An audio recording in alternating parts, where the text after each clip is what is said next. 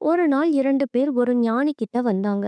அதுல ஒருத்தன் வருத்தத்தோட, ஐயா, நான் பெரிய பாவம் செஞ்சுட்டேன். தினமும் அத நினைச்சு கஷ்டப்படுறேன். நான் செஞ்ச பாவத்திலிருந்து மீள முடியுமா அப்படின்னு கேட்டான். அடுத்து இன்னொருத்தன் ஞானி கிட்ட, ஐயா, நான் இவன மாதிரி பெரிய பாவம்லாம் ஒன்னும் செஞ்சிடல. சின்ன சின்ன பொய்கள், கொஞ்சம் ஏமாத்து வேலை, இப்படிதான் நிறைய செஞ்சிருக்கேன். தண்டிக்கிற அளவுக்கு இதெல்லாம் பெரிய பாவங்களா என்ன அப்படின்னு சொன்னான். இதை கேட்ட ஞானி முதல் ஆளை கூப்பிட்டு, நீ போய் ஒரு பெரிய பாறை ஒன்று தூக்கிட்டு வா அப்படின்னும், இரண்டாவது நபர்கிட்ட ஒரு மூட்டைய கொடுத்து, இந்த மூட்டை நிறையிற அளவுக்கு சிறு சிறு கற்களை கொண்டு வா அப்படின்னு சொல்லி அனுப்பிவிட்டாரு. ஞானி சொன்னது போலவே முதலானவன் பாறை அளவுக்கு ஒரு கல்லை தூக்கிட்டு வந்தான்.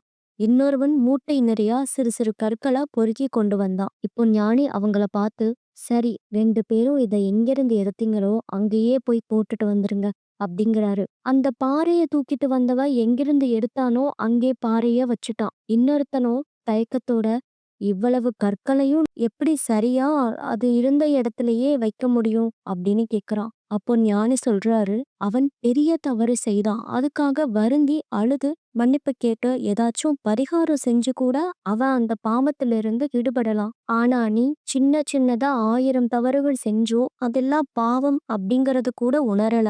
யாரெல்லாம் பாதிக்கப்பட்டாங்கன்னு கூட உனக்கு நினைவு இருக்காது. அவன் அதிலிருந்து மீள்வது சுலபம். உனக்கு தான் கடினம் அப்படின்னு சொன்னாரு.